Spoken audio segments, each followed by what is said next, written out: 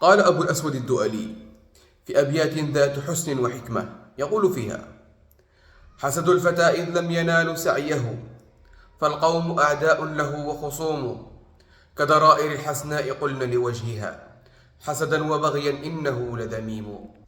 والوجه يشرق في الظلام كأنه بدر منير والنساء نجوم، وترى اللبيب محسدا لم يجترم شتم الرجال وعرضه مشتوم، وكذاك من عظمت عليه نعمة حساده سيف عليه صروم.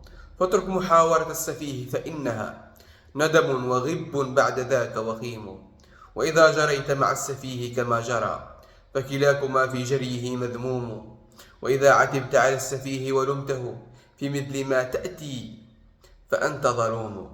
لا تنهى عن خلق وتأتي مثله، عار عليك إذا فعلت عظيم. ابدأ بنفسك وانهى عن غيها، فإذا انتهت عنه فأنت حكيم. فهناك يقبل ما وعدت ويقتدى بالعلم منك، وينفع التعليم.